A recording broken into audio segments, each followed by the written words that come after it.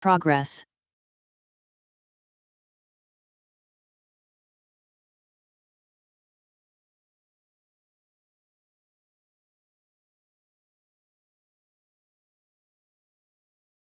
Welcome back, everybody. So for the next session, we have the opportunity to hear from Paul Munter, the former chief accountant at the US SEC and former chair of IOSCO's monitoring group.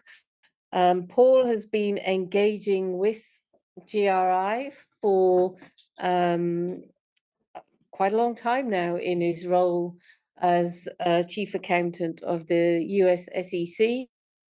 And so he knows quite about us already, and we're looking forward to hearing what he has to say. I'll hand over to you, Paul. Great.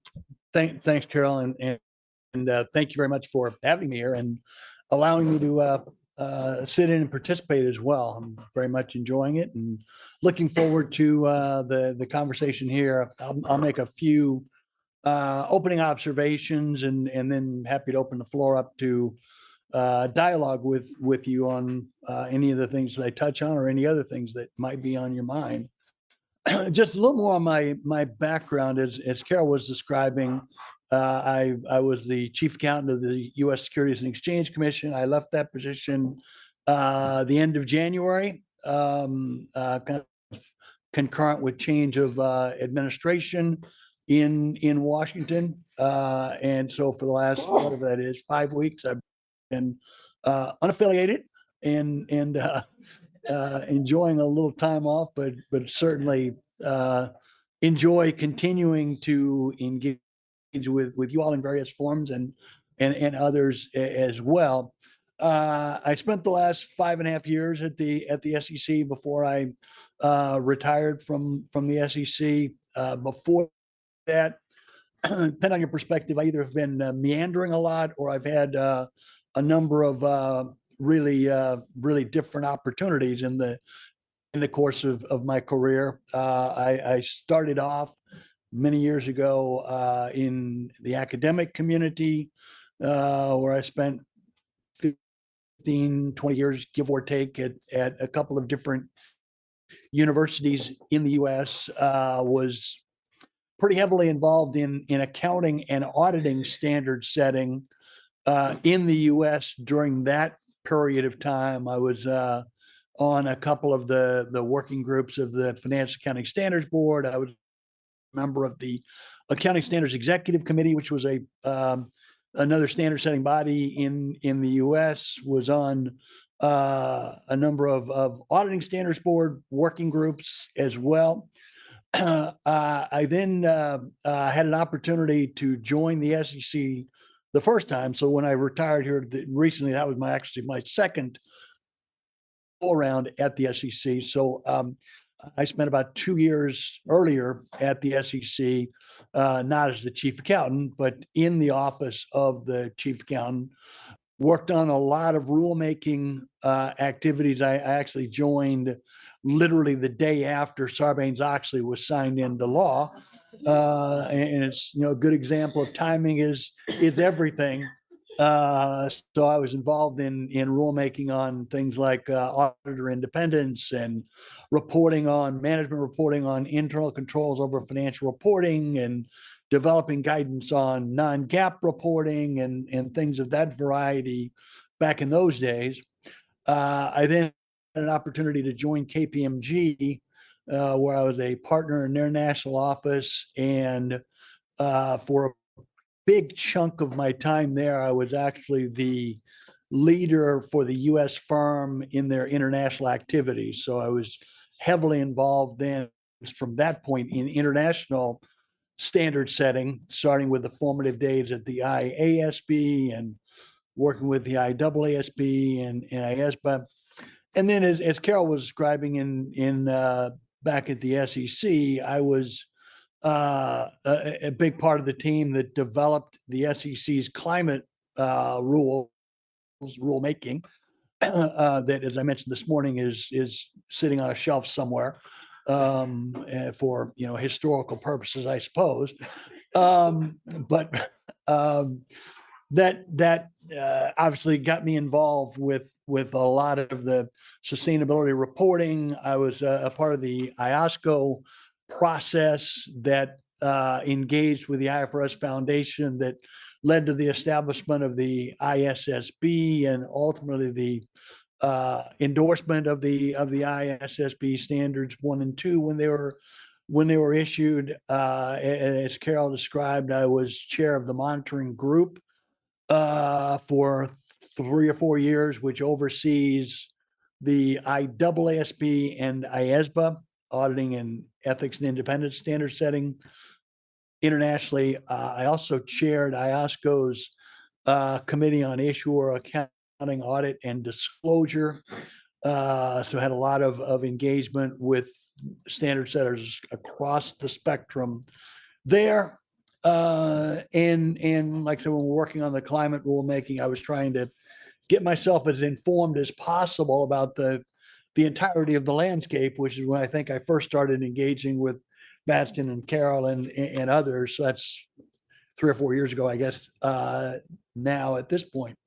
And I will say I've learned an awful lot in the last 3 or 4 years. And I will also say it is a really good example that, when you get into professions like this, you have to be committed to lifelong learning, which is good. It fits my personality very well. But, if you would have asked me 5.5 years ago when I joined the SEC, well, I'd be spending a bunch of time involved in sustainability reporting, I would have probably laughed at you for even having suggested that, and ended up spending a huge amount of my time on that over that period of time. So anyway, I count myself fortunate to have had a lot of different opportunities to do different things, to contribute in meaningful ways and the like. So thinking about the sustainability reporting landscape and ways that I think GRI fits in very what did you say, complementary in it, complementarity, which I think is a really good word. I think it's useful to look at the landscape, which, as we've touched on throughout the day, is pretty evolving, I guess, is a way to describe it. Several of you have described the landscape in Europe that is changing, even as it is supposed to first go into effect, which from a preparer perspective is got to be really difficult to try to manage. So I'm really happy I'm not on the preparer side right now and trying to manage that. Obviously, since ESRS has lots of extraterritoriality aspects to it, it's not just limited to companies domiciled in Europe, but has potential for global impact, either directly through ESRS or from supply chain or value chain consequences that are happening. In the U.S., the SEC, again, a climate rule was passed, but it was stayed by the commission, and under the new acting leadership, the chair has directed the staff basically not to pursue the litigation that had been initiated. So, I don't expect the SEC itself to do anything on sustainability reporting, other than perhaps there is a commission commission guidance from 2010 on climate information, which is not getting into all the nuances, but that's lower level of authority than a commission rule. And it's possible that could get a refresh, maybe, but I don't think anything substantive is going to happen at the SEC. That doesn't mean things aren't going on in the U.S.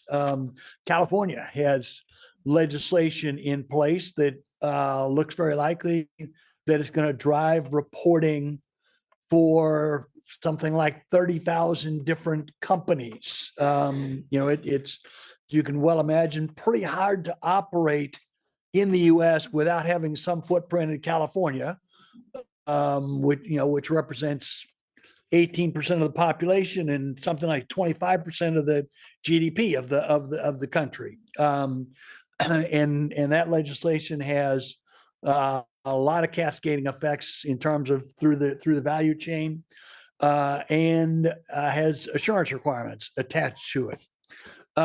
New York is contemplating legislation as well, and if you start thinking about that, and you've got California and New York, both of which have mandatory reporting in place, that it's going to cover a fairly sizable chunk of the business population without regard to what happens at the federal level. You also have the voluntary landscape. When we're doing the climate rulemaking, we were obviously looking at, what's the current lay of the land, what in SEC rulemaking speak is called the baseline, because you're trying to figure out what's going to cost to go from where we are to what we're trying to get to. And I think at that time, 498 of the S&P 500 were doing some kind of sustainability reporting. Over 2,500 of the Russell 3000, I forget the exact numbers, were doing some kind of sustainability reporting. So, there's a huge amount of voluntary reporting that is going on in the U.S., and I think will continue. I think, Rebecca, you touched on this morning, right? Is the voluntary framework is responding to investor demands, and I don't think there's going to be a big call by investors to say stop doing that. To be candid with you, so I think the market factors that have driven that voluntary uptake will continue in place. The challenge, of course, is, and Rebecca, I think you touched on this as well, is where you're dealing with either a largely voluntary framework or a patchwork framework where we've got different requirements in different parts of the jurisdiction of the national jurisdiction. You get huge challenges in terms of comparability and what information is reported, which then imposes costs on the users of the information, trying to sort through and trying to make comparative judgments with degrees of dissimilarity of information, which clearly imposes more costs on the process. It increases cost of capital to issuers who are trying to access capital, issuers that are subject to reporting in multiple jurisdictions. It increases their costs because they're having to report in multiple different regimes and the like. There is, I think, a big risk of a negative consequence to the quality of the information when they're trying to comply with 2 or 3 or 4 or 5 different reporting regimes versus trying to get really good quality controls and data collection and data quality for one reporting regime. So there's a lot of consequences to the lay of the land. Now, obviously, the ISSB has been working heavily with regulatory community around the world to try to position itself as they are very fond of the term global baseline, which I'm sure you've heard them say. I will note, by the way, in the IOSCO endorsement language, it used the term global framework. It does not use the term global baseline. And that was intentional wording on the part of IOSCO, but be that as may, the ISSB is, obviously has objectives it's trying to achieve in the way it positions itself. And there is some evidence of success in certain jurisdictions, but with the exception of a couple of jurisdictions, there's not a lot of uptake as yet in terms of mandatorily required reporting under ISSB standards. So that's kind of how I see the lay of the land. And then when I start thinking about, all right, how can we get from there to something that there is compatibility between reporting frameworks, and I think GRI and ISSB has the potential for greater compatibility if obviously both parties are willing to pursue that. And it does take two to be successful on that front. But I think there are some huge opportunities. One because there is already a large usage of GRI around the world to begin with, so that is obviously a really good starting point.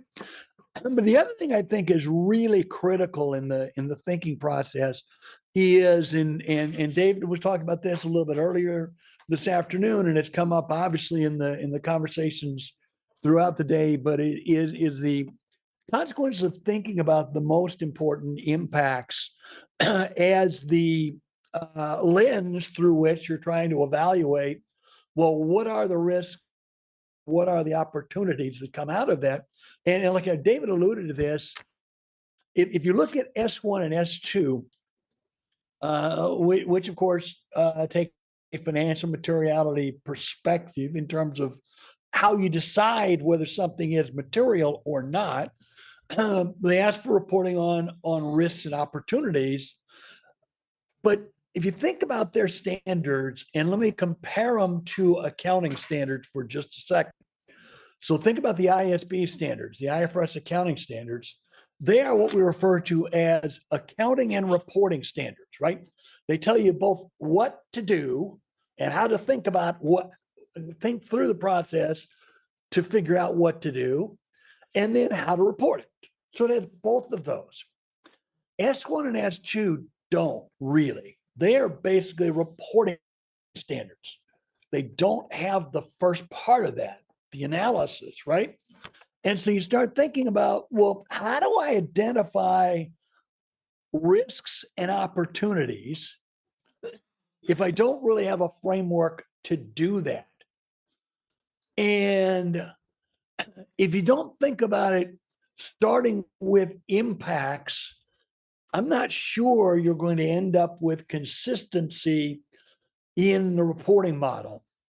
And David touched on the ISSB's education material on materiality, and it actually has a section in it entitled Dependencies and Impacts in there. Now, it doesn't tell you how to figure this out in there at all, but it does have a section acknowledging that seems to be an important part of how you would apply the model. And in my way of thinking, your standards have that. I mean, they've got also reporting on impacts as well, but it's the analysis part of it that I think is really critical, and where I think there is a huge opportunity for synergism if, again, both parties are willing to pursue that. Because I think, if you start with a common analysis, I think you can get to a different answer on the disclosure side if you're in, I'll use colloquially, single materiality versus double materiality. And personally, I'm fine with that. I appreciate that there are different policy considerations involved in the like, and I have a view on that, especially since I come from a regulatory background that is investor focused. But I get that, as I mentioned earlier today, different regulators have different remits and different responsibilities and the like. And so I could understand why you might get, when you get to the reporting lens, landing on single materiality or landing on double materiality or whatever name we want to attach to it, which would drive some differences in how it's reported. But I don't think we ought to be doing a different analysis to get to that point. I think the analysis has to be the same. And let me give you an example. I'll give you a couple of examples that I've thought about in terms of what might happen if you fail to think about it, starting with impact. All right. So in the US in the like 1950s and 60s, we had a lot of manufacturing in the Northeast, Northern Ohio, Northern Pennsylvania, places like that. And a lot of the manufacturing, of course, has had and still does to a certain extent, a lot of manufacturing waste coming out of the manufacturing process. And in the 50s and 60s, a lot of the manufacturing companies that were located in that part of the country just dumped the waste out into the waterways. And a lot of the waterways connect to the Great Lakes, of course. But one of the famous waterways is something called the Erie Canal that connects Lake Erie and Lake Ontario. I guess they must connect, right? Am I probably right on that? Um, and so, they're fine, dumb, and happy doing that. And all of a sudden, in like 1968, the Erie Canal literally caught on fire because of all of the stuff that had been dumped out into the waterway. That led to legislation requiring the cleanup of it and revisions to manufacturing processes and the like, notwithstanding the fact that when you were dumping it in the 50s and 60s, it wasn't illegal at the time. You still found yourself subject to some huge financial consequences later on.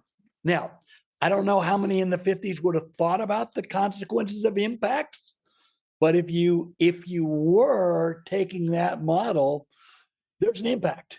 And that creates, in that particular case, a risk to the ongoing operations. Certainly, if you think about it from the lens of financial materiality, does that cause a potential risk to the amount or timing of your future cash flows? The answer obviously is yes. So could that be financially material? Absolutely. Right. Same thing is true with asbestos manufacturing. You got asbestos being used as the primary source of insulation from probably about the 1920s until probably the 1980s or so. Every school in the country had asbestos for insulation and all of that. And obviously, as science caught up with the health consequences of that, there was legislation enacted to remediate that. And the asbestos manufacturers had huge financial consequences resulting from that subsequent legislation. So, to me, trying to do an evaluation of risks and opportunity devoid of impact, I don't really quite understand what the framework a company would be using to develop risks and opportunities that would be supportable and consistently applied. And to me, that's the strategic advantage that I think the GRI standards already have in place that to me provide lots of compatibility. Because like I said, I think you can conclude maybe the disclosures are different for if you're just focused on financial materiality versus some broader materiality perspectives. I think that's fine. But again, getting to the end through the analysis, identifying what are the risks, what are the opportunities. I think, to me, at least in a perfect world, that ought to be consistent, regardless of what your reporting framework actually ends up looking like. So that's kind of how I have thought through it, and whether I'm going to be persuasive as I engage with folks or not, I guess time will tell. But that to me is kind of the analysis that I've kind of gone through, having obviously learned a lot more about what you all do and what your standards are and the like, and trying to marry them up with the ISSB standards and the like. And like I said, I have to say, I was reading their materiality paper just last week, and I was really struck when I ran into this part of it, and then I stepped back and said, well, okay, says you think about dependencies and impacts, but how do you do it? So how about I'll stop there? and open up the floor and try to engage with however you'd like on any of those thoughts or any additional thoughts you want to work on. Is Well, that a I good really, starting point? yeah, absolutely. I really enjoyed that, Paul, and I'm sure everybody else here did too, because that is certainly our thinking. Here, we do think an organization has to start by engaging with its stakeholders to work out what its most significant impacts are, and that it cannot come close to fully reporting its risks unless it's done that exercise. So we totally agree with that, and we've been looking to work with the ISSB on this, developing this process of starting with impacts and how you get to risks and opportunities as a joint exercise, really to create better reporting and have, from the more complete reporting of those risks. The complete reporting of the impacts comes from following GRI 3 and having that process externally assured. That's very important. But then on top of that, we're looking at, where do you go from there to identifying the risks? And Chalendra has given some thought to this already with clients. We speak to partners of all the big firms, and they tell us that's what they're advising clients also. And so this of course makes a lot of sense to us. It's very interesting. Your comment on the term global baseline actually started off, it seems, being global framework, which makes much more sense. And I think this continual pushing for a global baseline, it doesn't really make any sense. We don't see it as making any sense. Having a baseline without impacts, we can't see how you can have a baseline without the impacts. So it's interesting to see where that started from. Yeah, I think I'm gonna pick up on one point you just made, which is on the assurance side. And as probably most of the people around the room know, the assurance standard, ISO 5000, ISSA 5000, in particular requires that you've got a relevant reporting framework to which you can apply assurance principles in a consistent fashion. And so, like, say, if you don't have a defined process for the analysis, I think it makes the assurance provider's job very difficult to evaluate whether management has been applying a framework in a consistent fashion and in a comprehensive fashion.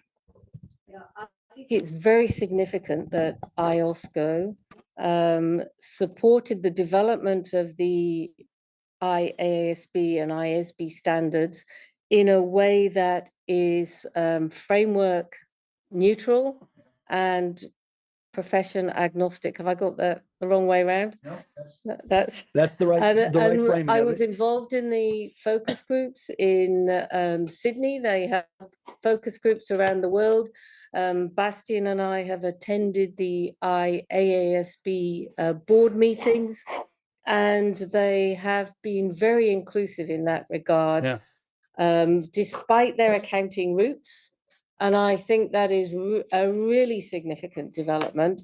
And I think IOSCO played a major part in that. Actually, I think that influence of IOSCO by asking for the profession agnostic and frameworks neutral was particularly significant there.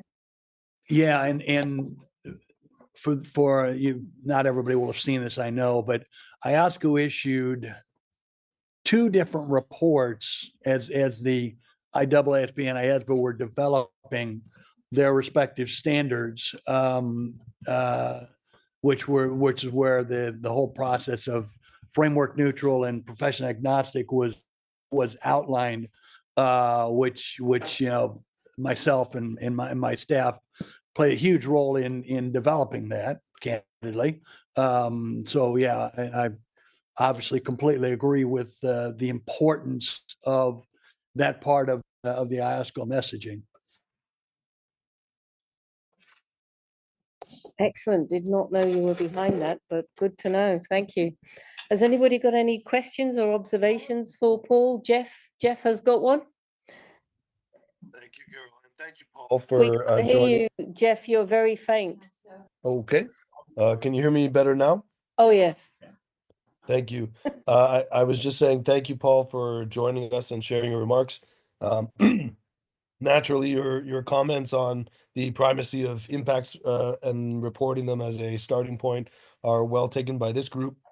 You touched on something that I wanted to ask about a little bit, which was basically reasons for optimism in viewing the U.S. landscape at the moment. One could be forgiven for viewing things as a little bit challenging in the last few months there. Do you do you do you have any other tidbits or experiences, anecdotes that you could share from your time in those organizations to like I said, bolster that optimism and spirit going forward? I didn't know I would have cared that my comments would have been characterized as optimistic about the U.S. landscape. Although it probably has galvanized the support on your side of the border, I'm guessing. Um, so a couple of things. One is that, as I said, the efforts going on in a handful, but a very significant states is an important part of the landscape.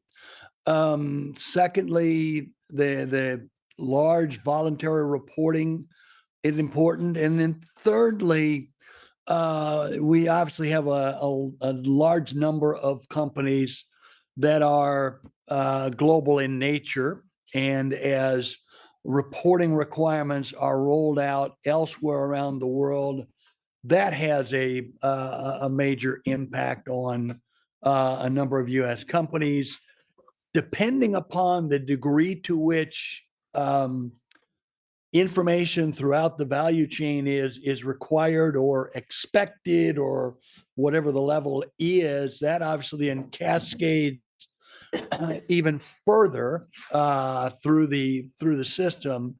So I think there is a high likelihood that there will be continual development in reporting practices in the U.S., but without a national regulatory overlay. I think there will continue to be a lot of inconsistencies that will continue.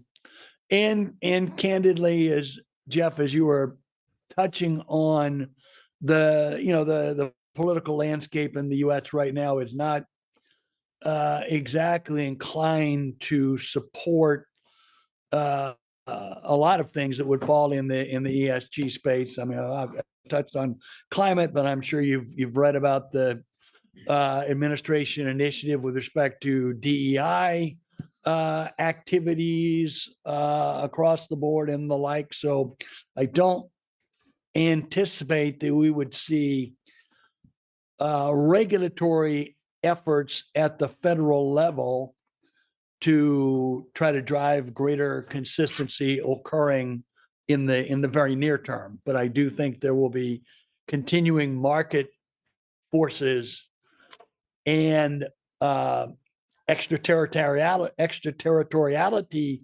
forces that will drive continual development of reporting practices in the U.S. Makes sense. Thank you, Paul.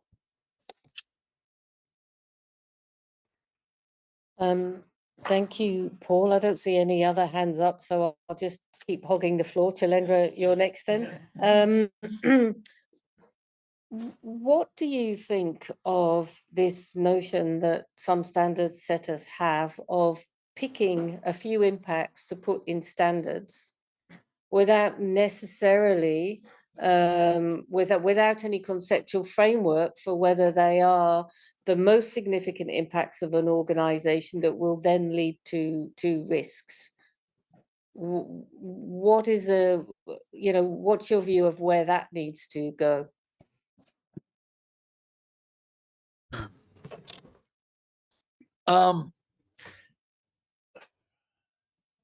I think a framework for corporate reporting is extremely valuable. Now, when I think about it from the lens of the SEC's remit, which is, as I touched on, is an investor-focused remit, the SEC has what I would call as an overarching framework, which comes out of Supreme Court decisions defining materiality, right? And it defines materiality as information is material to the extent that a reasonable investor would find it meaningful in the context of all available information. I'm paraphrasing because I am not a lawyer and can't quote the exact Supreme Court language, but essentially that's it. So you're looking through the lens of a reasonable investor would find as meaningful information. Obviously, there's judgment in what does the reasonable investor look like, and for specific information, would they find that meaningful in the context of all available information and the like? But it is a framework to think about. And then you have either standard setting or rule making that drives to, well, some information we think is important and needs to be in financial statements, for example, right? Other information we think is important and needs to be a required part of an annual report, for example. So there are those kinds of things, but it's all driven by the basic premise is if a reasonable investor would find this as important information, then it needs to be disclosed in some way, shape, or form. And so you can have different notions of what your framework ought to look like, I think, depending upon whether standard setters remit is or a regulator's remit is or the like. But I think it's difficult to develop a comprehensive set of standards that are consistent in terms of the objective they are trying to achieve if you don't have a framework that is common to that standard setting undertaking.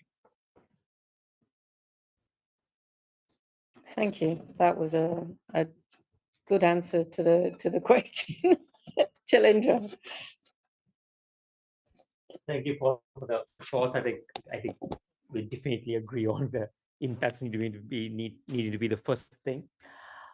While we were just talking, Paul, something that just crossed my mind and I wanted to hear thoughts and your views on it as well was, we've had situations where obviously the more mature companies understand that impacts will be identified and then go into risks opportunities.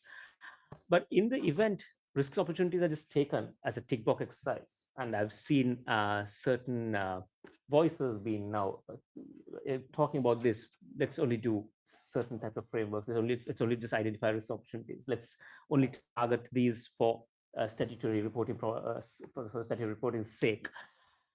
Doesn't that itself cause a risk to the organization?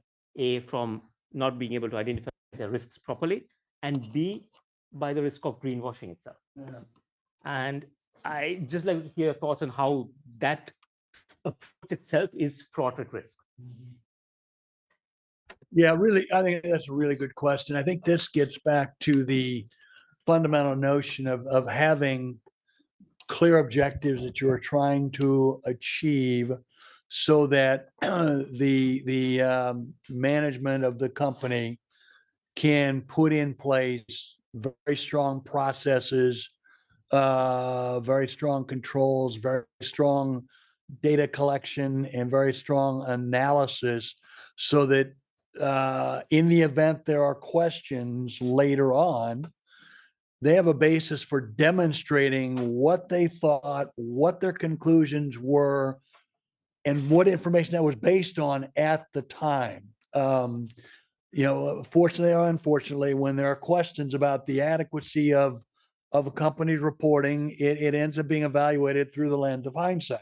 It's just how the process works. And so I think it is incumbent upon management to make sure that it has very rigorous and robust processes and very comprehensive documentation about the processes, how they followed the process. Hopefully they did follow the process, right? But how they follow the processes, the analysis, obviously the important judgments that they made and the like, to demonstrate that they were reporting in a fashion that is unbiased, based on the information available to them at the time. And so I think that to the extent that either the reporting framework is not as either comprehensive or clear, that hinders the process. And obviously, if you have less rigorous application against that hinders the process as well. So I think you really have to have both a very strong reporting framework that is clear in terms of both the objective that's trying to be achieved and how you execute against that objective, and strong corporate processes to effectively implement those requirements.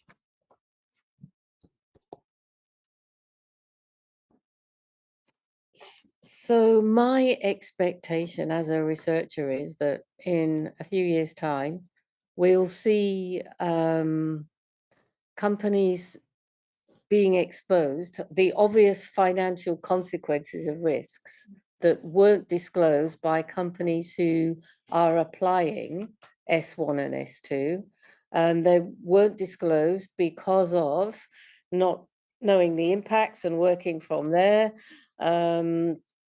and so on. And this is why, you know, we have been working on this global reporting system and talking and advocating for the importance of starting with the GRI 3 process. So, you know, what you said is we have a global baseline that doesn't or so-called global baseline that doesn't include reporting on the most significant impacts. We have a process of determining risks which is not auditable, not assurable. Where do you think this needs to go? What would be your personal vision of a global reporting system that fixes some of these issues?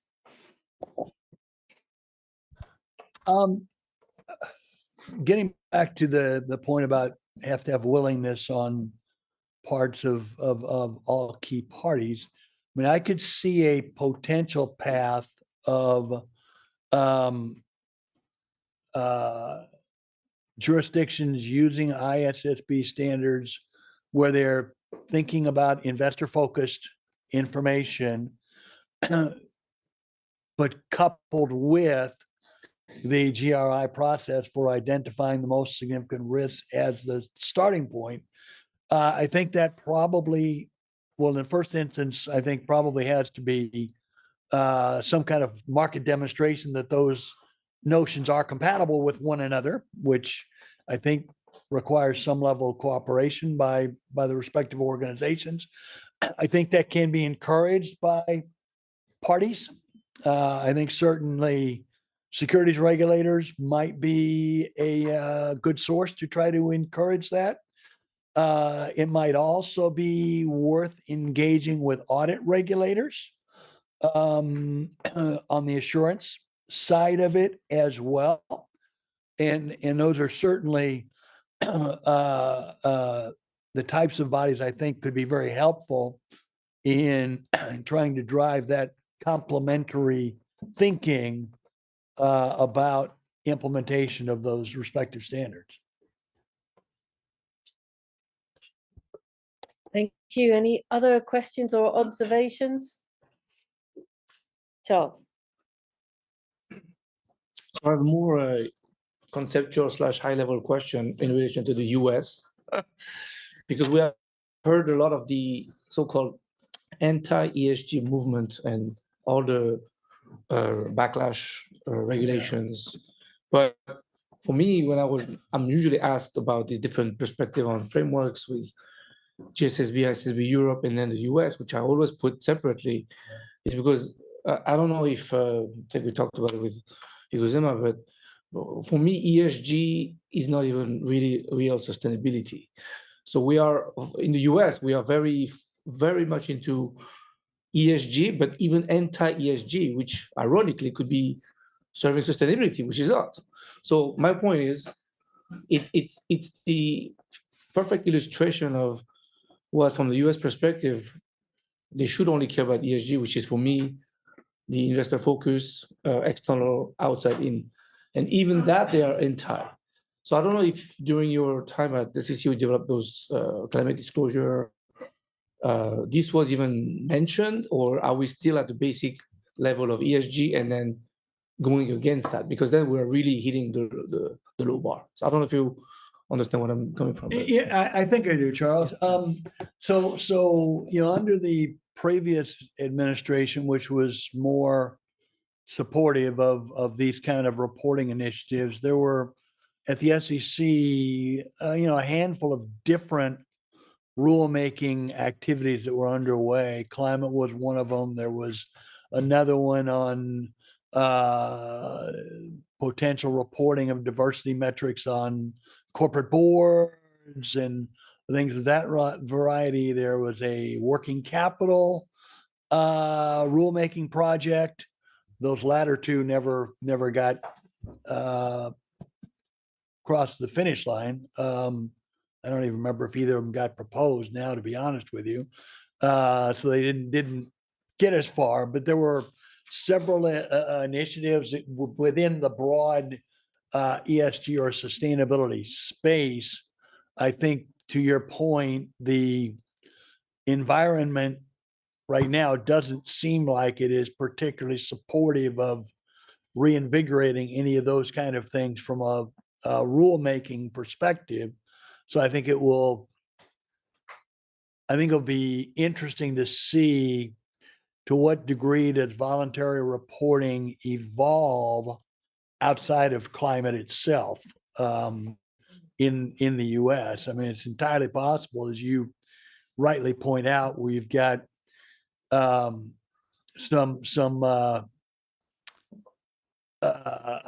sectors of the marketplace that are opposed to diversity initiatives and the like, that some companies may in fact even pull back from what they have been reporting in an area like that. That would not surprise me right now, to be real candid with you. But as I said, I don't think that companies that are doing sustainability reporting, which is most of the big ones, are going to pull away from all of those reporting. I just don't see that as a likely outcome.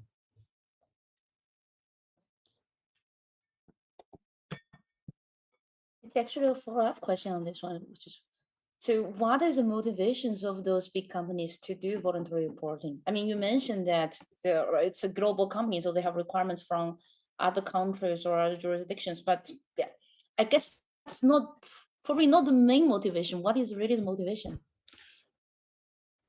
Yeah, I think it's a couple of things. Some of it is the evolving landscape, but I think a lot of it is that companies, from the standpoint of their risk management processes, are thinking more holistically than they have historically, and that this has become part of their overall risk management process, and therefore, as they talk more about what they're doing from a standpoint of their overall risk management and the like, they're finding that they get more questions from investors about, well, what are you actually doing, and how do you manage it, and what are the consequences? And I think it is that is a big driver in a lot of the voluntary reporting.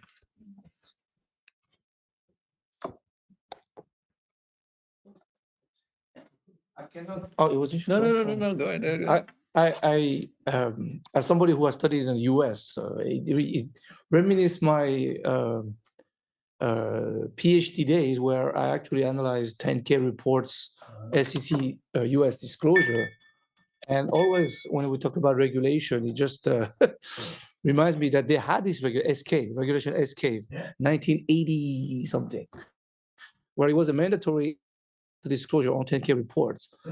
And already we saw deviation from this regulation. We have companies who disclose nothing happened really. So it's more like a comment because I'm like, oh, wow, this is a long time ago. I analyzed all these 10K reports, seeing variation of very technical capital expenditures, cost report to lots of fluff report to pretty much nothing. Yeah. And it's funny to see how regulation it's been, what, well, 20, 40 years ago, SEC has this regulation. It's still, I don't know if that's valid, but yeah, I just want to make a comment because I'm just seeing you and I'm remembering SEC for me was this big database on my PhD dissertation. So I was like, yeah, it's like a very good memory. At the same time, taking a step back, you go, what happened to this? You know? Yeah. Anyway. And I think if memory serves me correctly, that rule was specific to environmental remediation obligations, and the SEC disclosure requirements, as you say in Regulation SK, which means they're in the annual report but outside of the financial statements and therefore not subject to audit, also predates the accounting requirements related to environmental remediation obligations. And so, generally speaking, companies weren't accounting for those obligations at that point. And so, when it got down to the disclosure part, is if they didn't have really good accounting processes in place, they probably had no idea what their remediation obligations were, which made it difficult to have consistency in terms of their SK disclosures.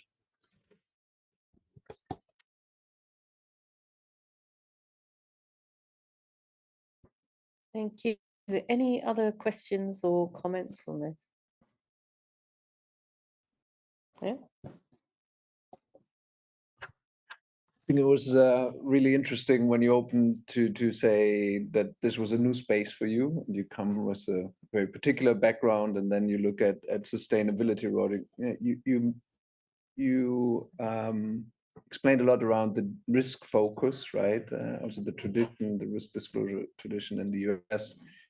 One part of it is that forward-looking nature of this type of disclosure. You just mentioned risk management, and that's a key part, like the mission, the vision of GRI for what sustainability reporting should be contributing to is eventually sustainable development is actually addressing the impact, right? So with your background and coming into that space, is there anything that you advise on how this forward-looking type of disclosure needs to be structured so that it is meaningful, consistent? Because it is a bit of the next step from having identified the risk, the then what, and what is it that you need to disclose in a consistent fashion. And I think it's the other conceptual link between impact disclosure, backward looking, and then actually addressing the risk in also traditional financial reporting. No, that's a really, really good question, Bastian. I will say in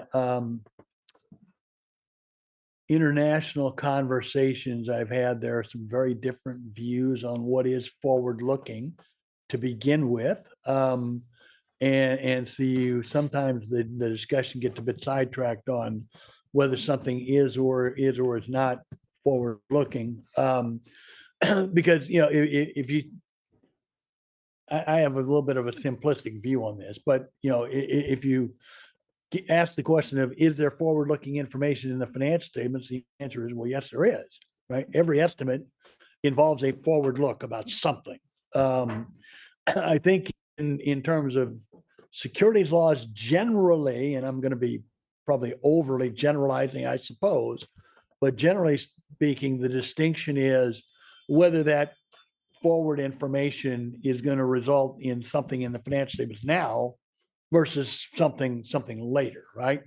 So you could have, as you're thinking about your impacts and then the risk management process and the like, is, you know, you might have to have some pretty significant expenditures later to address a risk or to manage a risk or to take advantage of an opportunity that would be forward looking because that's not going to be in the financial statements now. Conversely, if you're going to be taking actions that's going to result in stranded assets, even though that might happen 2, 3, 4 years from now, you might have an impairment today. So I think there's that distinction and getting clear whether we're talking about forward looking as probably, at least I would use it, as securities would use it, is I think really important. But let's take it a given that, yeah, there is forward looking information, and certainly as we're looking at long term, it could be a lot longer out there than the normal look is. And so I think that from a preparer perspective, when I think back on the climate rulemaking, one of the big concerns they had, and it kind of ties into the question we had earlier, is, well, you know, if I'm looking out 20 years or 30 years, and what happens if I miss, and what kind of risk do I have? And there were calls for greater safe harbors for that kind of information, and I think that's certainly something I think securities regulators likely need to think about, which is obviously a tool in the regulatory toolkit to elicit important information, but manage the legal risk that the company has in trying to provide the information. And I think you were asking me this a moment ago, right? That, you know, that they're providing the best information they know of at the time, as opposed to some kind of commitment that that's going to be an outcome.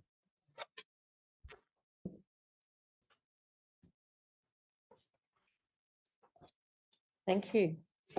I think our time is up, and it looks like the questions are all have all been asked. I think that was a very refreshingly frank talk. Thank you, Paul, and gave us some important insights actually from your role as a chief accountant at the SEC and the way that you see things there. I think that is quite significant, I would say, from our perspective, recognizing and acknowledging the importance of the approach that we are taking to all of this. So thank you very much for that, and thank you for joining us. Yeah. And sharing your views here, and staying with us during the day and hearing our deliberations. Pleasure is mine. Thank you for having me. That brings to an end the public session for today, unless there is any other business from anybody. No, okay then. If we could stop the